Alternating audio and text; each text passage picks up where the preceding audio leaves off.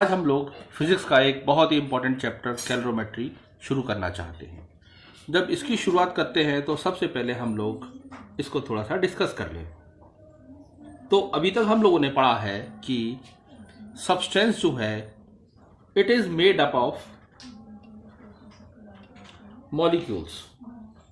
हर substance जो है वो छोटे छोटे मॉलिक्यूल से मिलकर बना है। ये जो मॉलिक्यूल्स हैं ये हमेशा एक रैंडम मोशन में होते हैं, यानी लगातार मूव करते रहते हैं, परंतु उनकी दिशा तय नहीं होती, इसलिए इसे रैंडम मोशन कहा गया है।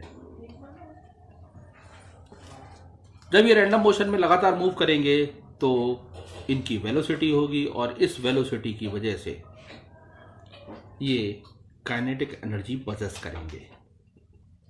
ये जो काइनेटिक एनर्जी इनकी पजेस्ट होगी इसे हम यहां पर सब्सटेंस की इंटरनल काइनेटिक एनर्जी कहेंगे। यानी कि सरल भाषा में देखा जाए तो हर सब्सटेंस जो है वो छोटे छोटे मॉलिक्यूल से बना होता है और ये मॉलिक्यूल चूंकि मोशन करते हैं तो इस मोशन की वजह से इनमें वेलोसिटी से मूव करते हैं और उसकी वजह से ये इंटरनल काइनेटिक एनर्जी एग्जिबिट करता है, यानी प्रदर्शित करता है, शो करता है। तो ये जो है ये काइनेटिक एनर्जी हमारी हीट एनर्जी का एक फॉर्म होती है। तो अगर हम देखें तो हर सब्सटेंस की, जिसे हम इंटरनल काइनेटिक एनर्जी भी कह सकते हैं या इंटरनल एनर्जी भी कह सकते हैं, तो वो बेसिकली एनर्जी जो है हीट का ही एक फॉर्म है। अब अगर हम लोग इसको हीट के फॉर्म के बारे में बात करते हैं तो हम इससे एक स्टेप आगे बढ़ते हैं।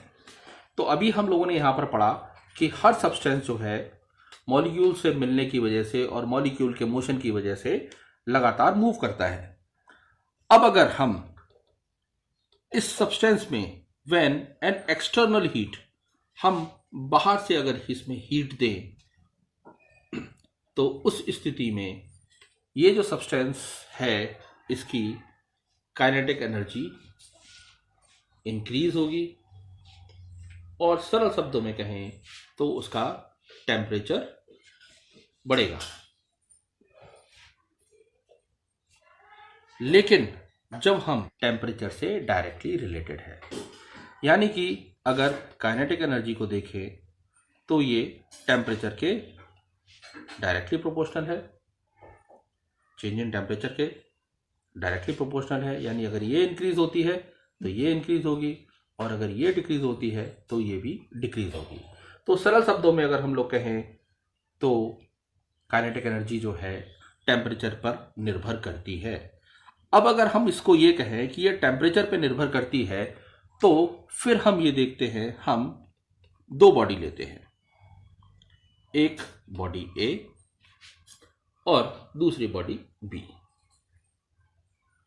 अब अगर हम देखें तो इसका टेम्परेचर हमने हाई माना और दूसरे का टेम्परेचर हम लोगों ने लो माना। दो बॉडी ली, एक का टेम्परेचर हाई था और एक का टेम्परेचर लो था। जब इनको दोनों को आपस में कनेक्ट किया तो हम ये देखते हैं कि ऑन कनेक्टिंग, कनेक्ट करने पर जो हीट है, हीट फ्लो करती है, flow from a body of high temperature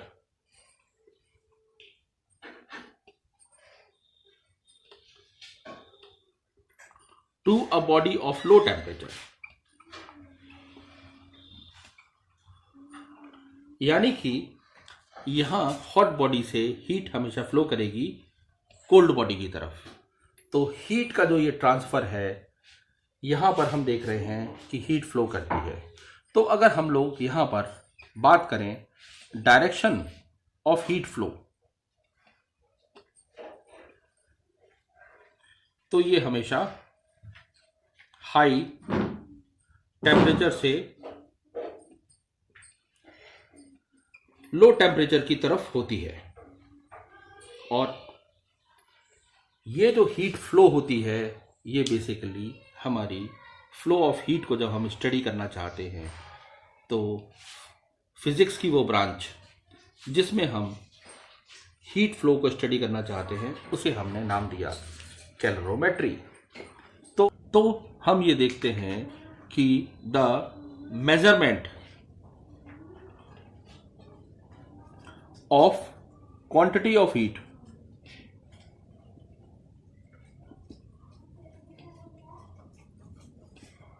को हमने नाम दिया कैलोरीमेट्री। जब हम हीट को मेज़र कर सकते हैं तो फिजिक्स की वो ब्रांच जिसमें हम इसको स्टडी करते हैं वो कैलोरीमेट्री कहलाती है। और जब हमने इसको मेज़र करना है तो सबसे पहले हम इसकी एसआई यूनिट को डिफाइन करेंगे। चूंकि ये हीट एनर्जी मेज़र कर रही है इसलिए इसकी यूनिट भी जूल ही होगी। तो एनर्जी के अदर यूनिटों की तरह ये भी जूल होगी और इसे हम जे से सिग्निफाई करते हैं। लेकिन अगर हम अदर यूनिट्स की बात करें तो अदर यूनिट्स में इसकी मोस्ट कॉमन यूनिट जो है वो आती है कैलोरी। कैलोरी इसकी यूनिट है। अब अगर हम कैलोरी और जूल में रिलेशन देखें तो 1 calorie is equal to 4.2 joule, यानी 1 कैलोरी जो है ये 4.2 जूल के बराबर होता है। तो सबसे पहले जो आईसीएसई के सिलेबस के अनुसार अगर हम देखें तो वो कहते हैं डिफाइन 1 कैलोरी। तो जब हम 1 कैलोरी को डिफाइन करना चाहते हैं तो हमने जो डिफाइन किया 1 calorie is the amount of heat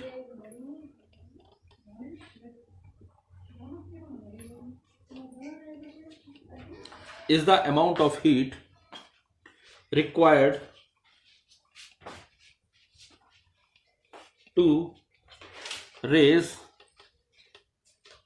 the temperature of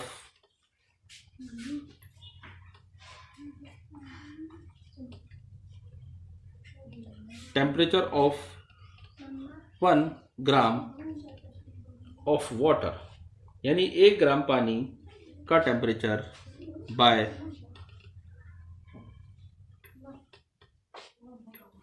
from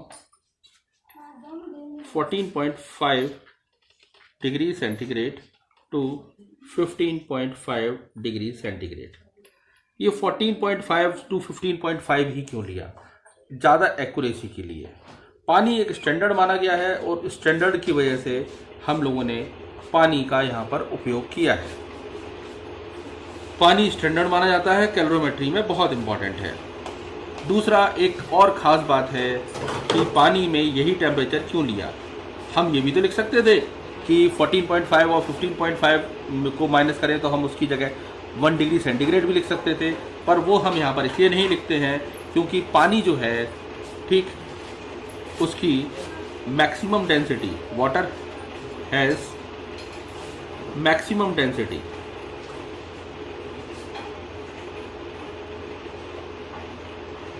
eight 4 degree centigrade, या सरल शब्दों में कहें एनोमलस एक्सपेंशन की वजह से पानी जो है इसमें हम लोगों ने 1 डिग्री सेंटीग्रेड का यूज़ ना करते हुए हम लोगों ने 14.5 और 15.5 को स्टैंडर्ड माना है। तो ये एक सरल सा तरीका हुआ इसको डिफाइन करने का। यहाँ पर वाटर की मैक्सिमम डेंसिटी 4 डिग्री सेंटीग्रेड पे होती है, इस चीज़ को भी ध्यान रखा गया है। अब हम इससे एक कदम आगे बढ़ते हैं। हम लोगों ने यूनिट तो डिफाइन कर दी, तो अब सबसे पहले जो इम्पोर्टेंट चीज़ आती है वो आती है कौन से फैक्टर्स हैं। फैक्टर्स अफेक्टिंग द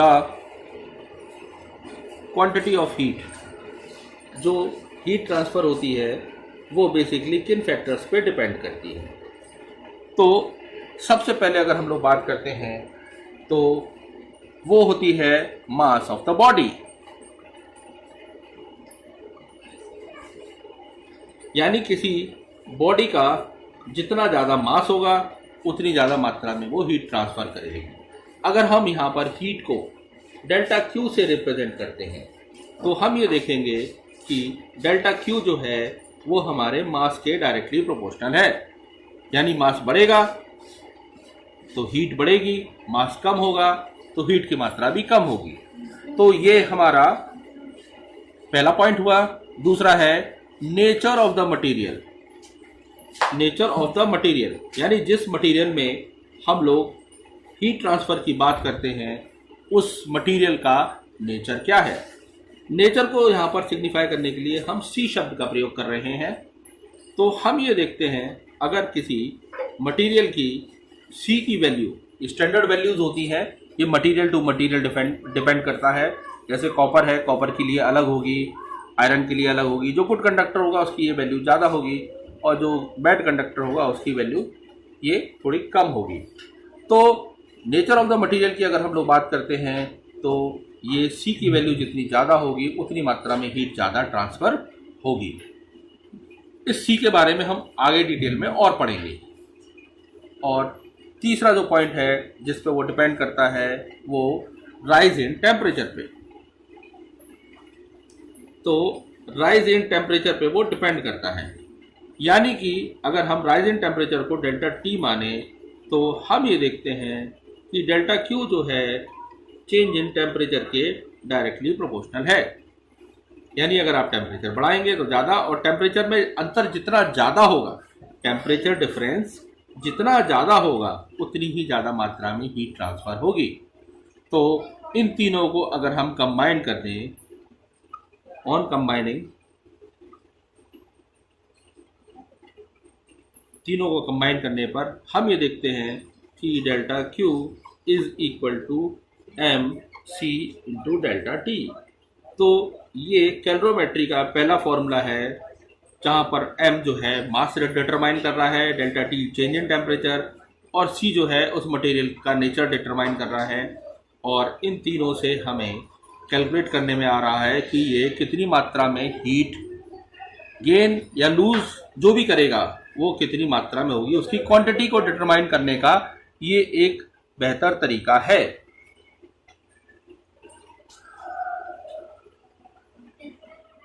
अब हम लोग बात करते हैं इसकी टर्मिनोलॉजी की।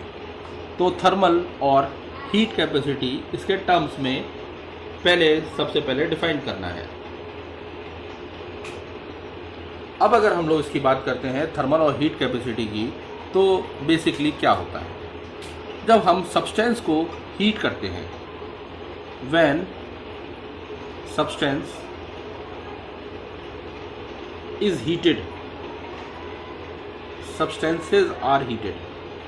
यानी कई सब्सटेंस को जब हम लोग हीट करें तो हम ये देखते हैं कि हर सब्सटेंस की हीट की रिक्वायरमेंट अलग अलग होती है।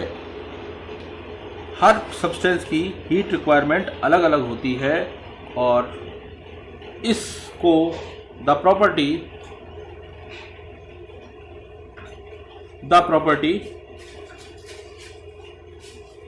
of body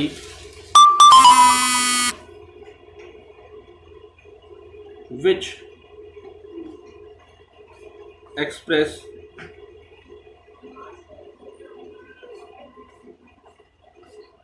the different amount of heat required. यानी कि अगर हम अलग अलग सब्सटेंस लें, मान लो ए बी सी डी ले लेते हैं 4 सब्सटेंस, और उनको जब हीट करते हैं तो सेम टेम्परेचर को रेज करने के लिए हर एक को डिफरेंट अमाउंट ऑफ हीट दी जाती है, क्योंकि हर एक की हीट ग्रहण करने की क्षमता या हीट देने की क्षमता, गेन करने की या लूज करने की क्षमता अलग अलग होती है। इस गुण को हम लोग थर्मल और हीट कैपेसिटी कहते हैं। अगर हम बात करते हैं डिफाइन करने की, तो डिफाइन में इसको हमने बोला the heat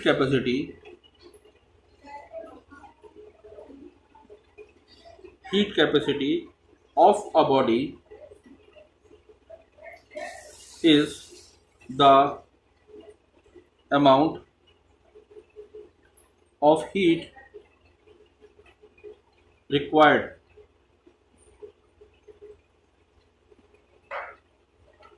to raise its temperature by 1 degree centigrade और 1 केल्विन। यानी किसी भी ऑब्जेक्ट का 1 डिग्री सेंटीग्रेड या 1 केल्विन, जो कि दोनों बराबर ही होते हैं, का टेम्परेचर बढ़ाने के लिए जो हीट हमें चाहिए वो हमारी हीट कैपेसिटी कहलाती है। अगर हम इसको फॉर्मूले में लिखें तो ये C से डिटरमाइन होता है और ये हमारा हो गया हीट कैपेसिटी, और इसे हम amount of heat required upon change in temperature और राइज इन टेम्परेचर। तो सरल शब्दों में कहें तो ये delta Q upon delta T के बराबर होती है। तो ये एक तरीका है जिससे हम थर्मल हीट कैपेसिटी को डिटरमाइन कर सकते हैं। अब अगर हम इसकी SI यूनिट की बात करें तो चूंकि ये भी वही है, तो इसकी यूनिट क्या है हीट की, जूल पर, और टेम्परेचर की होती है केल्विन। तो जूल पर केल्विन भी इसको कह सकते हैं, या जूल पर डिग्री सेल्सियस। ये इसकी SI यूनिट हो गई हमारी थर्मल हीट कैपेसिटी। हमारा होगा heat capacity, specific heat capacity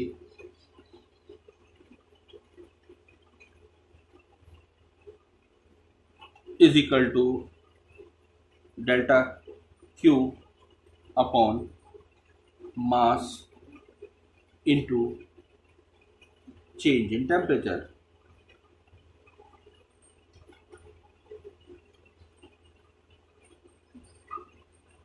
ये हमारे मास पर निर्भर करती है, और इसीलिए क्योंकि मास यहाँ पर डिवाइड कर रहा है इसलिए हम यूनिट मास शब्द का प्रयोग करते हैं।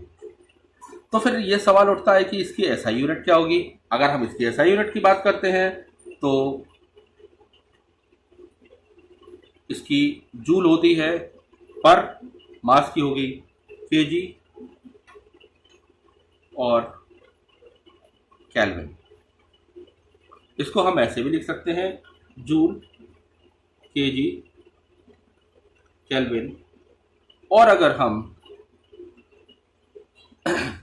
इसकी क्वांटिटी kg में ले सकते हैं, और हम चाहें तो इसी को हम kg की जगह ग्राम यूज़ कर सकते हैं।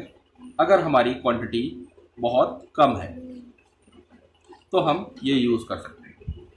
अब सबसे बड़ा जो सवाल उठता है वो सवाल ये उठता है कि हमने 2 पैरामीटर डिफाइन कर दिए, एक स्पेसिफिक हीट कैपेसिटी और एक हीट कैपेसिटी। तो इन दोनों के बीच में रिलेशन क्या है? रिलेशन बिटवीन हीट कैपेसिटी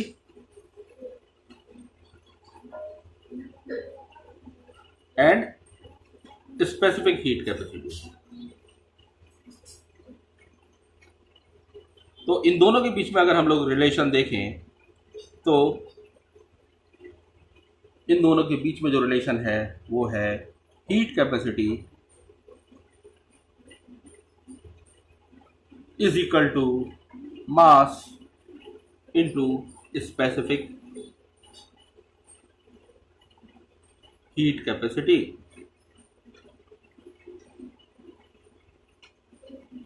और इस तरह ये इन दोनों के बीच का रिलेशन है कि हीट कैपेसिटी जो है वो mass of the substance into specific heat of the substance पे निर्भर करती है, और ये इन दोनों के बीच का एक सिंपल सा रिलेशन है। हम इसमें एक चीज़ और बताना चाहेंगे, हीट कैपेसिटी या स्पेसिफिक हीट कैपेसिटी किसी भी मटेरियल की always given for numerical purpose.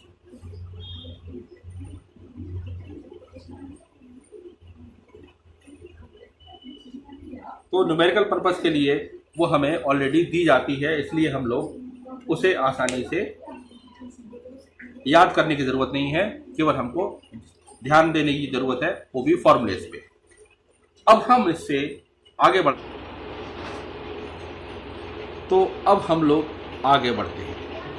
अगर हम लोग देखें तो कैलोरीमीटर के बारे में चर्चा करते हैं।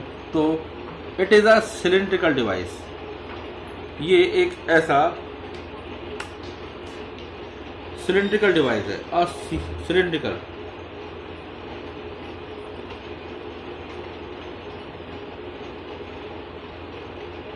जिसका इस्तेमाल हम लोग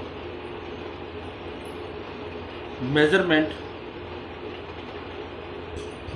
use to measure the amount of heat gained or lost by a body। यानी एक ऐसा बर्तन जो बेसिकली मेज़र करता है कि कोई भी सब्सटेंस कितनी हीट या कितनी हीट लूज या गेन कर रहा है जब हम उसके संपर्क में दूसरी बॉडी लाते हैं। ये बेसिकली मेड ऑफ कॉपर है, ये कॉपर का बना हुआ है। अब कॉपर का ही क्यों बना है, इसका भी कुछ कारण होगा। सबसे पहला कारण, कॉपर गुड कंडक्टर है।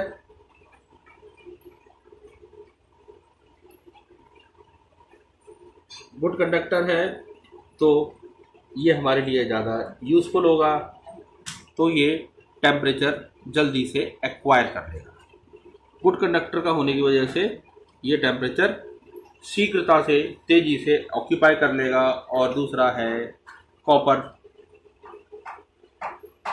Has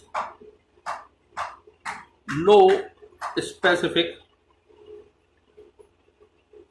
heat capacity.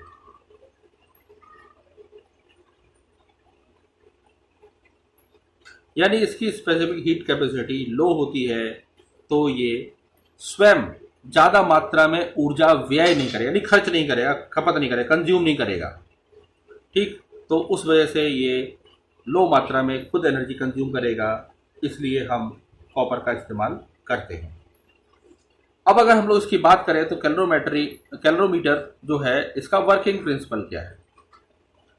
कैलोरीमीटर का जो प्रिंसिपल है वो है amount of heat gained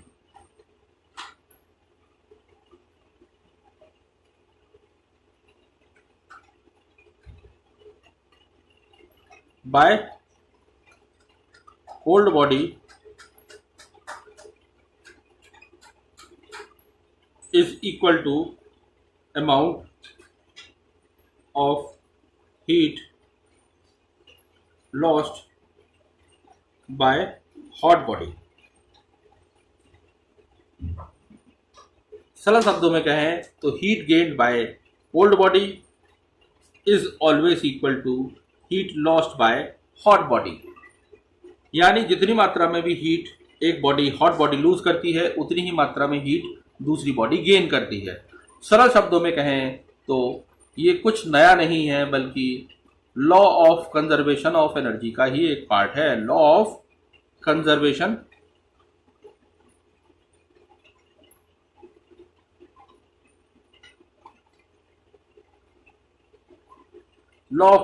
of energy का ही एक रूप है। यानी जितनी हीट लॉस्ट होगी उतनी ही हीट गेन होगी।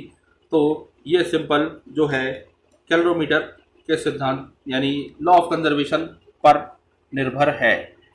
जैसा कि हम लोगों ने पढ़ा अभी तक कि कैलोरीमीटर जो होता है उसमें heat gain is equal to heat lost के बराबर होता है। इसको समझने के लिए, फॉर्मूले में ढालने के लिए हम इसमें कंडीशन पढ़ते हैं कि अगर एक हॉट बॉडी होती है जिसका मास m1 हो और कोल्ड बॉडी का मास अगर m2 हो, इसकी स्पेसिफिक हीट कैपेसिटी C1 हो, इसकी C2 हो, इसका टेम्परेचर T1 हो और इसका टेम्परेचर T2 हो, जब दोनों को हम आपस में मिलाएंगे तो इनका फाइनल टेम्परेचर अगर T है तो उस स्थिति में ये हमारा हीट हॉट बॉडी द्वारा जो लूज़ होगी वो होगी m1c1 into T1 minus T, क्योंकि हॉट बॉडी हाई टेम्परेचर से लो टेम्परेचर की तरफ हीट ट्रांसफ़र करेगी यानी हीट लूज़ करेगी। जबकि अगर हम लोग इसमें देखें जो ये हीट कोल्ड बॉडी जो गेन करेगी वो m2c2 into T minus T2 के बराबर होगी और heat gain is equal to heat lost के बराबर होती है। इसलिए हम लोग इसका ये फॉर्मूला बनाते हैं। ये हमारा प्रिंसिपल ऑफ कैलोरीमेट्री पर आधारित उनका एक फॉर्मूला है। अब हम इसी में न्यूमेरिकल में एक कंडीशन डालते हैं ताकि हम लोग देख सकें और इसको यूज़ कर सकें। तो हम न्यूमेरिकल्स लेते हैं कि एक हॉट बॉडी है या हॉट वाटर, हम यहाँ पर इसको वाटर एज्यूम करके चलते हैं कि हॉट वाटर हमने एक कोल्ड वाटर में मिक्स करना है। चूंकि दोनों वाटर है इसलिए इन दोनों का C1 C2 बराबर होगा और कंडीशन हमने ये दी कि इसका मास अगर इसके मास के थ्राइज है यानी मास इसका जो है 3 times the mass of cold water है और दोनों को जब हमने मिलाया तो इसका जो टेम्परेचर था इनिशियल टेम्परेचर वो 10 डिग्री था और फाइनल टेम्परेचर जो था इस मिक्सचर का वो 20 डिग्री सेंटीग्रेड था। तो इसका इसका इनिशियल टेम्परेचर कितना था, ये सिंपल सी चीज़ निकालने के लिए हम इस फॉर्मूले का यूज़ करते हैं। और हीट जो गेन करी है उसने, ये तो हीट जो लूज़ करेगा हॉट वाटर वो 3m यानी ये वैल्यू C, क्योंकि दोनों वाटर है इसलिए हम C ले लेते हैं और T1 minus 20 final temperature is equal to m into C into 20 minus 10 के बराबर होगा। चूँकि m कॉमन है, सॉल्व करने के लिए C कॉमन है तो ये दोनों कैंसिल हो जाएंगे। ये हो जाएगा 3T1 minus 60 is equal to 10 और ये 60 इस तरफ जाएगा तो हम लोगों को यही इक्वेशन जो है 3T1 इज इक्वल टू 70 और सरल शब्दों में कहें तो ये 70/3 यानी 23.33 डिग्री सेंटीग्रेड हमको फाइनल टेम्परेचर मिल जाएगा। तो ये एक सिंपल सा न्यूमेरिकल था जो हम लोगों ने इसमें सॉल्व करके देखा ताकि हम लोगों को अंदाज लगे कि न्यूमेरिकल्स किस तरह सॉल्व किए जाते हैं। आज हम लोग अब उससे आगे बढ़ते हैं। तो हमने देखा था कि वाटर की स्पेसिफिक कैपेसिटी को हमने हाई माना, इसीलिए हमने उसको स्टैंडर्ड माना। हाई तो उसकी स्पेसिफिक हीट कैपेसिटी है। अब इसके हम नेचुरल फिनोमेना पे या अन्य परिणाम देखना चाहते हैं। तो सबसे पहले अगर हम देखें तो जो क्लाइमेट है, क्लाइमेट नियर सीशोर यानी समुद्र के किनारे का जो रीजन होता है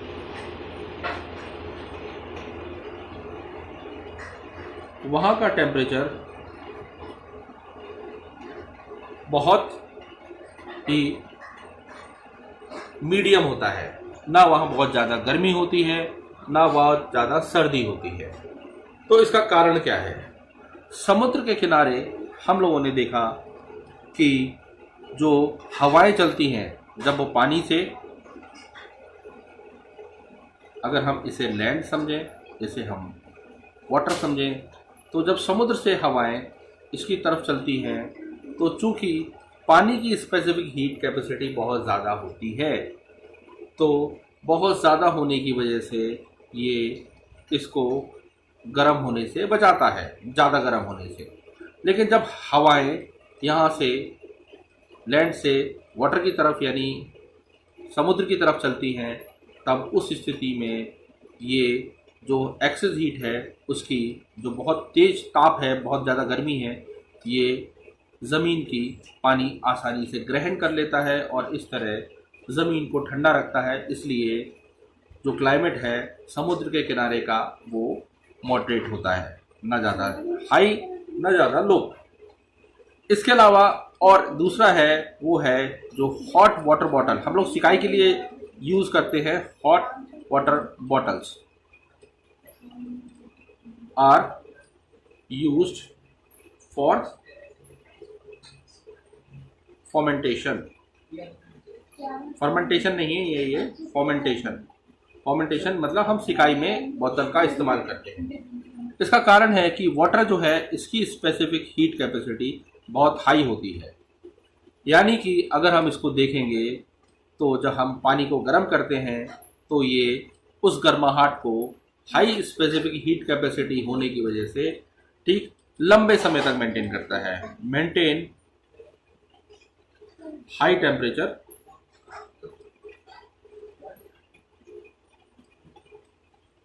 लंबे समय तक हाई टेम्परेचर को मेंटेन करता है। इस वजह से हम जो सिकाई की बोतल है उसमें पानी का इस्तेमाल करते हैं, क्योंकि उसकी स्पेसिफिक हीट कैपेसिटी ज़्यादा है तो वो गर्मी को लंबे समय तक अपने अंदर रिटेन करके रखता है। इसके अलावा अगर हम लोग देखें तो फार्मर्स जो हैं फार्मर्स फिल देयर फील्ड यानी किसान जो हैं विथ वाटर अपने खेतों में पानी जो है वो लगाते हैं। तो खासतौर पे सर्दियों के सीजन में तो farmer fill their field with water to protect the crop from frost. जो कोहरा होता है उससे बचाने के लिए किसान जो है अपने खेतों में पानी भर देता है। ये पानी भरने से क्या फ़ायदा होता है? पानी जो होता है उस ठंडक की जो गर्माहट है उसको टेम्परेचर को ये भी यहाँ पर मेंटेन करता है, जिससे कि भीषण गर्मी एक्सट्रीम गर्मी की वजह से एक्सट्रीम गर्मी या एक्सट्रीम सर्दी की वजह से पेड़ जो है वो मर ना जाए। तो एक्सट्रीम सर्दी से बचाने के लिए ये टेम्परेचर को रेगुलेट करता है और रेगुलेट करके ये इस्तेमाल में ज़्यादा यूज़फुल होता है। अब हम इसी में एक और देखते हैं कि सब्सटेंस का कैसे यूज़ करा जा सकता है। जैसा हम लोगों ने पढ़ा कि सब्सटेंस कुछ ऐसे होते हैं जिनकी थर्मल कैपेसिटी, वहाँ हम लोग स्पेसिफिक हीट कैपेसिटी पढ़ रहे थे, यहाँ पे हम थर्मल कैपेसिटी का एग्जाम्पल्स कुछ देखना चाहते हैं, जहाँ पर सब्सटेंस की थर्मल कैपेसिटी या तो हाई होती है या लो होती है, तो उसके कुछ परिणाम क्या होते हैं। आपने देखा होगा पहला सबसे इम्पॉर्टेंट जो है जो the base of cooking vessel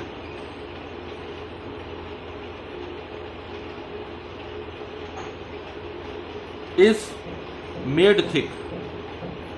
जितने भी हम लोग बर्तन देखते हैं उनके बर्तन का जो बेस होता है वो बहुत ज़्यादा मोटा होता है एज़ कम्पेयर टू बाकी का बर्तन का जो पार्ट होता है। इसका कारण क्या है? इसका कारण सबसे पहला जो है वो ये है कि इसको मोटा क्यों बनाते हैं। इसको मोटा बनाने से इट्स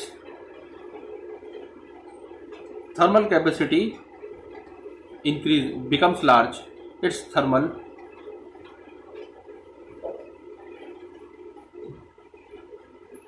बिकम्स लार्ज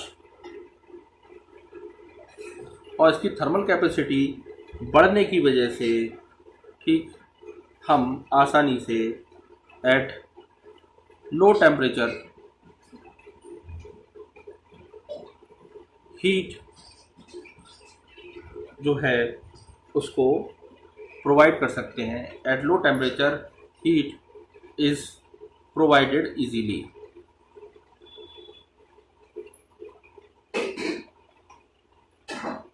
यानी कि बर्तन जो है उसका बेस हम इसलिए रखते हैं मोटा, क्योंकि उससे उसकी जो थर्मल कैपेसिटी है वो बढ़ जाती है और उसकी थर्मल कैपेसिटी बढ़ने के साथ साथ उसमें ये लो टेम्परेचर पे उस हीट को काफ़ी लंबे समय तक रिटेन कर सकता है, मेंटेन कर सकता है। अब हम इसमें दूसरा पॉइंट देखते हैं, दूसरा एग्जाम्पल देखते हैं। एग्जाम्पल नंबर 2 में ये कह रहे हैं कि जो इलेक्ट्रिक आयरन है उसका base, the base of electric iron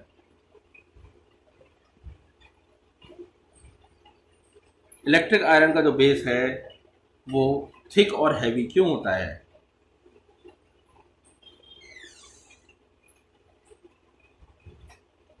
इसका कारण क्या होता है? बात वही है कि इसलिए हम करते हैं कि जो बेस है उसकी thermal capacity, it's thermal capacity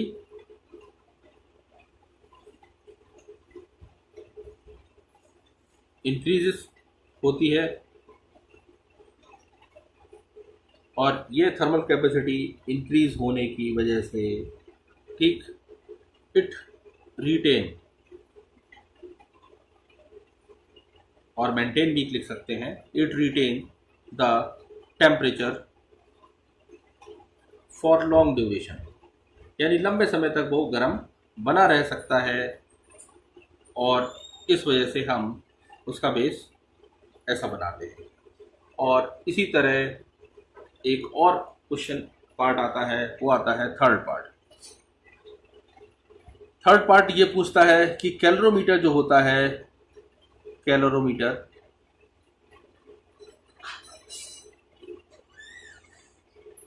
is made of copper sheet,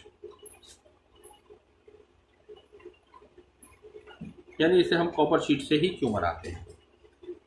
copper sheet का बनाने का, जैसा हम लोगों ने पीछे भी डिस्कस किया था, लो स्पेसिफिक हीट कैपेसिटी,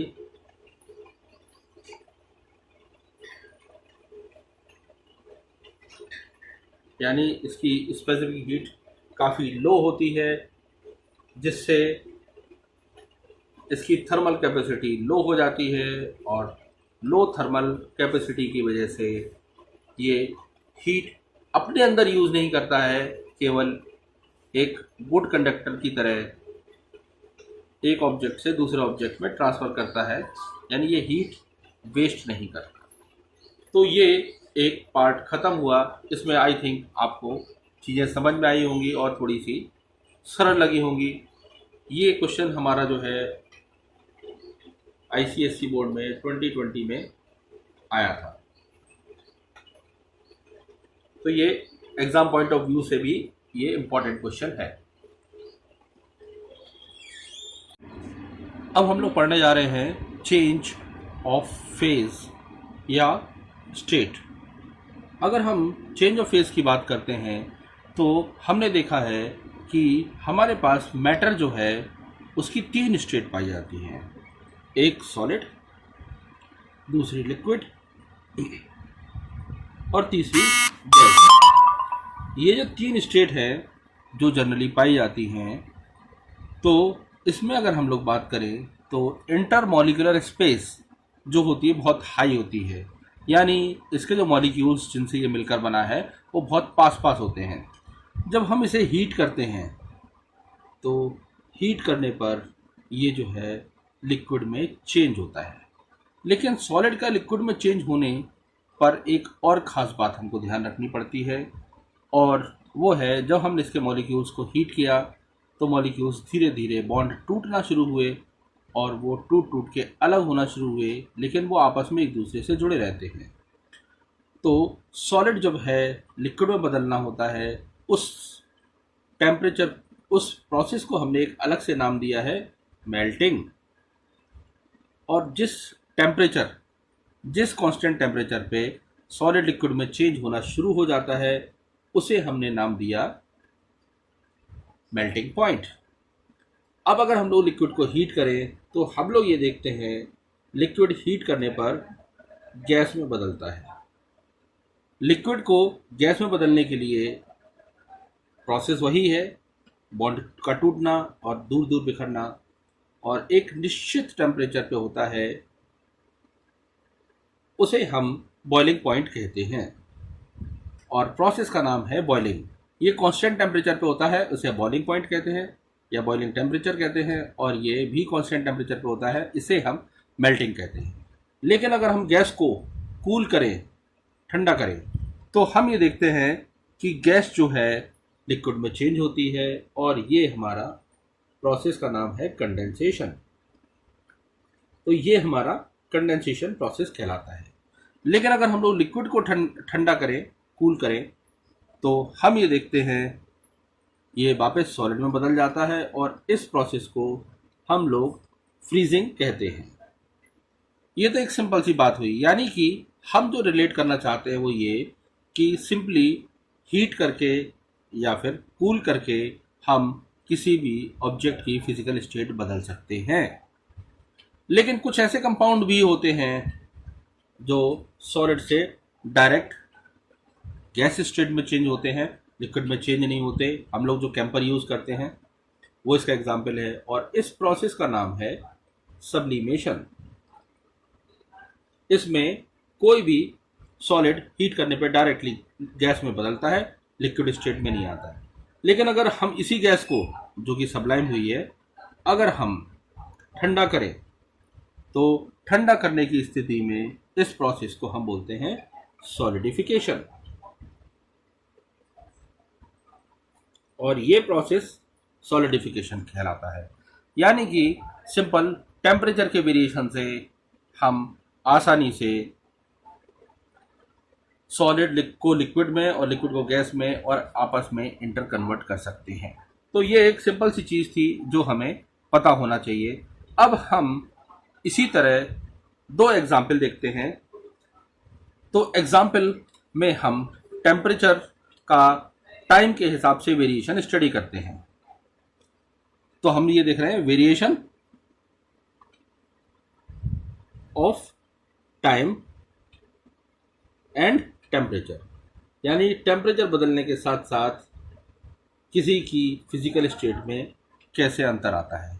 तो हम लोग यहाँ पर केस लेते हैं, दो केस ऑफ नेप्थलीन।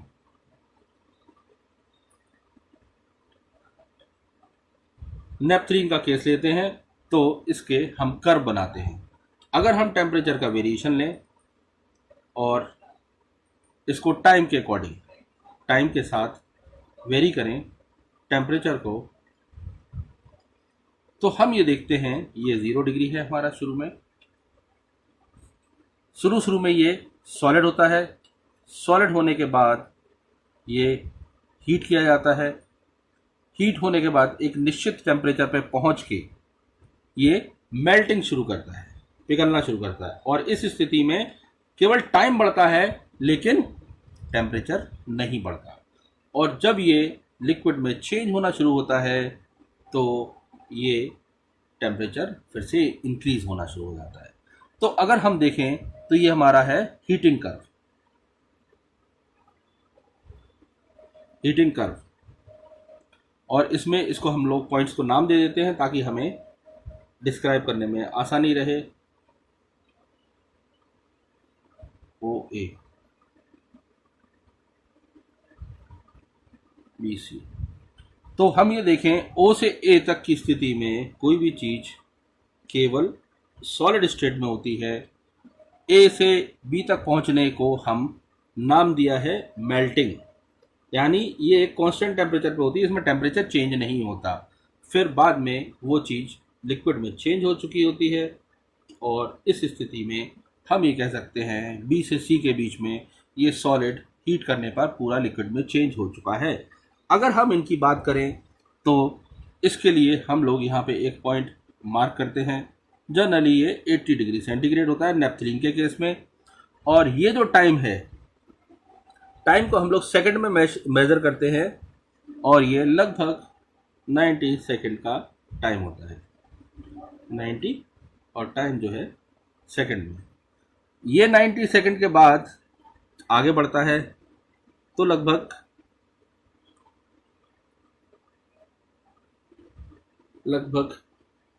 160 सेकंड के बाद फिर ये वापस लिक्विड में चेंज हो चुका होता है।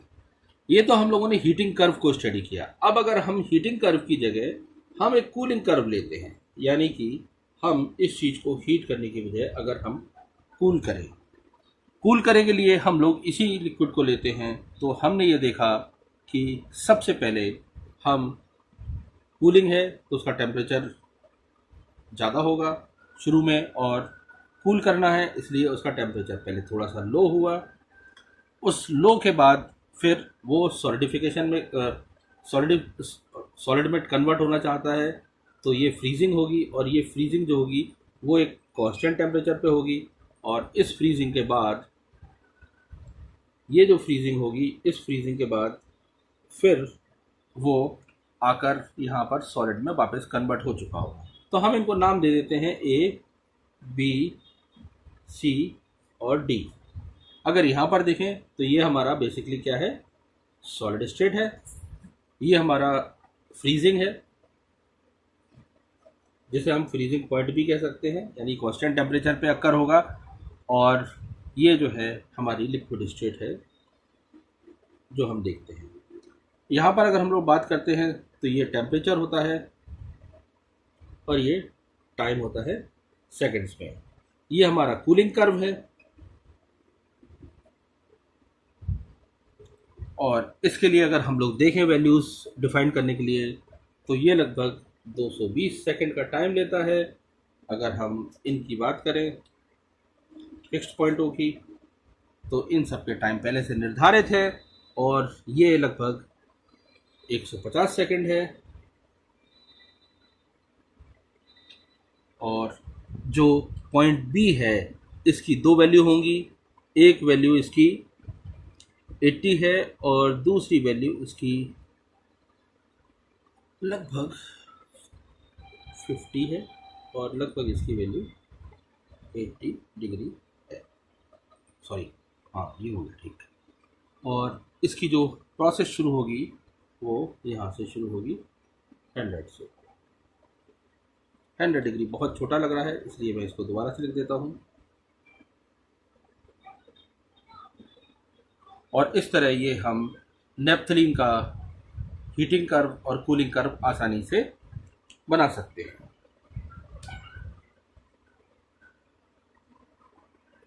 अब हम लोग बात करते हैं कि अगर हम किसी चीज़ ऑब्जेक्ट का प्रेशर या फिर टेम्परेचर बढ़ाएंगे तो उसको बढ़ाने पर बॉइलिंग पे क्या असर पड़ेगा।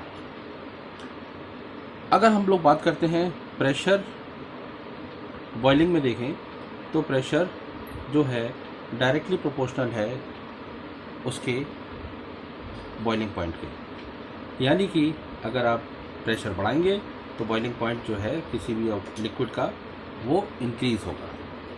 लेकिन अगर हम लोग बात करते हैं इम्प्योरिटीज़ की,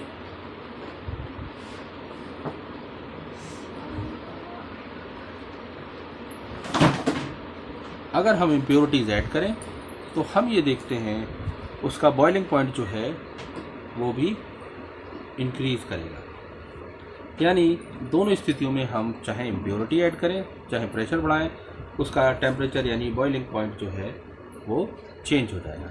लेकिन अगर हम लोग यहाँ पर बात करते हैं मेल्टिंग के लिए, तो मेल्टिंग में हम देखते हैं कि किसी भी ऑब्जेक्ट का प्रेशर अगर हम इंक्रीज़ करें तो इंक्रीज़ करने पर, यानी प्रेशर को इंक्रीज़ करने पर उसका बॉइलिंग पॉइंट डिक्रीज़ होता है, इसमें इंक्रीज़ होता है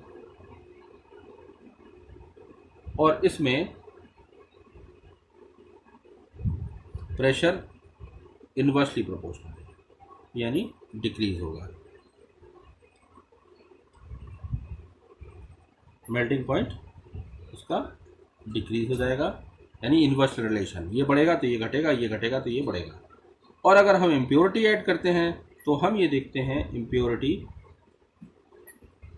देखते हैं कि इम्प्योरिटी ऐड करने पर इसका बॉइलिंग पॉइंट जो है वो डिक्रीज होगा। तो BP डिक्रीज होगा, बॉइलिंग पॉइंट डिक्रीज होगा। इसमें भी डिक्रीज, इसमें भी था और इसमें भी था। तो ये एक सिंपल सा था जो हमें पता होना चाहिए। अब हम लोग बात करते हैं लेटेंट हीट के बारे में। ये एक और टर्मिनोलॉजी है जो इस चैप्टर में हमको दी गई है। तो हम सबसे पहले लेटेंट शब्द की मीनिंग को समझते हैं। लेटेंट शब्द का मतलब होता है हिडन, यानी छुपा हुआ।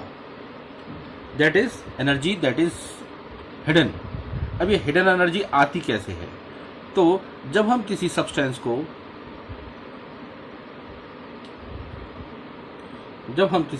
को हीट करते हैं, हीट करने पर एक स्थिति ये पहुंचती है कि उसका टेम्परेचर कांस्टेंट हो जाता है, और इस कांस्टेंट टेम्परेचर की स्थिति में जो उसकी फिजिकल स्टेट है, मान लीजिए सॉलिड स्टेट में है तो वो लिक्विड में चेंज हो जाता है, या फिर लिक्विड स्टेट में है तो वो गैसियस स्टेट में चेंज हो जाता है, लेकिन टेम्परेचर कांस्टेंट रहता है।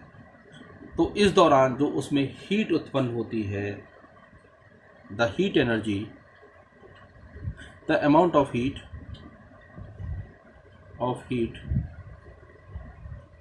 Energy required to change the physical state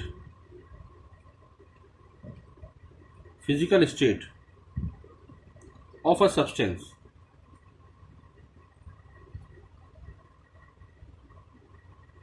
at constant temperature। Temperature constant होना अनिवार्य है। कांस्टेंट टेम्परेचर, उसे हम लेटेंट हीट कहते हैं।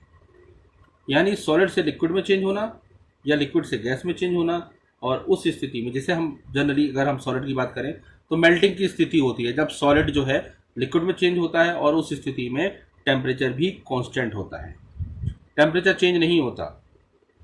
और जब हम बॉइलिंग की बात करें तो लिक्विड जब गैस में चेंज होता है तो उस स्थिति में भी टेम्परेचर कांस्टेंट रहता है एट 1 एटमॉस्फेरिक प्रेशर। तो उसे हम लेटेंट हीट कहते हैं। लेटेंट हीट दो तरह की होती है। एक लेटेंट हीट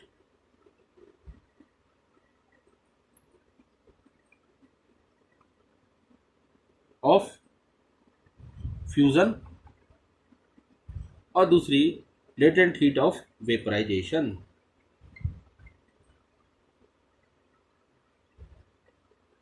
अगर हम फ्यूज़न की बात करते हैं तो ये वाली स्थिति होती है जब सॉलिड लिक्विड में चेंज होता है और टेम्परेचर कांस्टेंट होता है और प्रेशर 1 एटमॉस्फेरिक के बराबर होता है। अगर हम लेटेंट हीट ऑफ वेपराइजेशन की बात करते हैं तो उस स्थिति में लिक्विड जो है वो हमारा गैस में चेंज होता है, टेम्परेचर कांस्टेंट और प्रेशर 1 एटमॉस्फेरिक प्रेशर।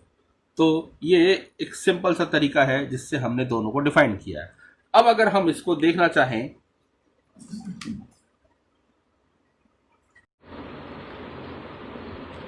अब हम लोग एक्सप्लेनेशन देखते हैं, रीज़न क्या है कि लेटेंट हीट कैसे जनरेट करती है, और रीज़न बताने के लिए हम लोग काइनेटिक मॉडल को आधार पे स्टडी करते हैं। जब हम किसी सब्सटेंस को हीट करते हैं और टेम्परेचर कांस्टेंट होता है, टेम्परेचर कांस्टेंट होगा तो काइनेटिक एनर्जी में कोई चेंज नहीं आएगा, no change in kinetic energy. लेकिन चूंकि मॉलिक्यूल्स के बीच में डिस्टेंस बढ़ेगा, डिस्टेंस बिटवीन मॉलिक्यूल्स इंक्रीज करेगा, जिसकी वजह से उसकी पोटेंशियल एनर्जी इंक्रीज होगी। और ये जो पोटेंशियल एनर्जी इंक्रीज होगी, ये वर्क डन कराएगी, और ये वर्क डन जो है हमें हीट के रूप में मिलेगा, और इस हीट को हम लेटेंट हीट कहते हैं। तो इस तरह हम लेटेंट हीट को आसानी से समझ सकते हैं। अब अगर हम लोग इसकी बात करते हैं तो लेटेंट हीट की ऐसा यूनिट भी देख लेते हैं और फॉर्मूला भी देख लेते हैं। तो लेटेंट हीट का जो फॉर्मूला है, बहुत सिंपली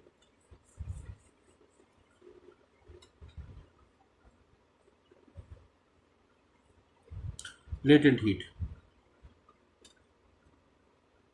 इसका फॉर्मूला, इसका सिंबल जो है वो कैपिटल एल है। ये quantity of heat upon mass of the substance, जिसको हमने हीट किया है। और इस आधार पे अगर हम इसकी एसआई यूनिट को डिफाइन करना चाहें तो क्वांटिटी ऑफ हीट की यूनिट होगी कैलोरी, और मास की यूनिट ग्राम या फिर केजी। तो इस तरह ये कैलोरी पर ग्राम इसकी यूनिट हो सकती है। और हम चाहें तो अगर केजी में एक्सप्रेस करना चाहें तो कैलोरीज पर केजी भी हो सकती है। इस तरह हम इसकी यूनिट यूज़ कर सकते हैं। कैलोरी जब हम लोग लेंगे केजी के साथ तो किलो कैलोरी इसके साथ यूनिट लेंगे, और इस तरह हम इसकी यूनिट डिफाइन कर सकते हैं। अब हम लोग देखते हैं कि लेटेंट हीट ऑफ फ्यूज़न जो है वो सबसे ज़्यादा है तो वो आइस की है। ऐसा कहा जाता है इसकी लेटेंट हीट ऑफ फ्यूज़न जो है, अगर हम कैलोरी पर ग्राम में एक्सप्रेस करें तो ये 80 कैलोरी पर ग्राम है। और अगर हम इसी को एक्सप्रेस करें किलो कैलोरी में तो ये 336,000 जूल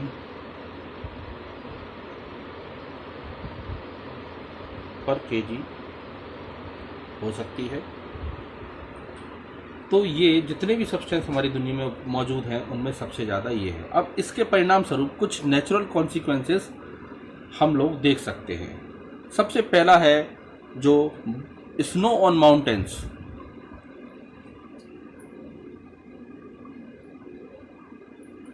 जो माउंटेन्स हैं उन पे जो स्नो है, ठीक, वो एकदम से नहीं पिघलती, डज नॉट मेल्ट इजीली या क्विकली। इसका कारण ये है कि वहाँ पर जो बर्फ़ है वो वहाँ की सारी गर्मी खींच लेती है, और गर्मी खींचने की वजह से माउंटेन्स जो है उस पे पानी जम जाता है और वो लंबे समय तक स्टोर्ड रहता है, कारण हाई स्पेसिफिक हीट कैपेसिटी। लेकिन अगर हम इसी में दूसरा एक और वजह देखते हैं कि जो कोल्ड कंट्रीज़ हैं,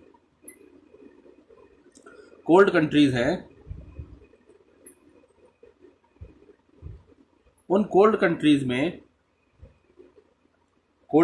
में जो लेक्स हैं और पॉन्ड्स हैं, ये जल्दी फ्रीज नहीं होते, does not freeze at once.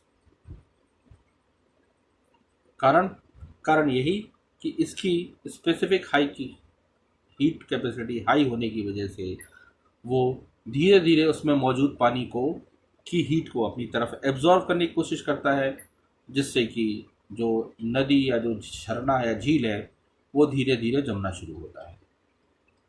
वो जैसे जैसे हीट खींचना शुरू करता है वैसे वैसे वो एरिया जमना शुरू हो जाता है। इसी तरह की हम और भी कई कंसिक्वेंसेस देख सकते हैं।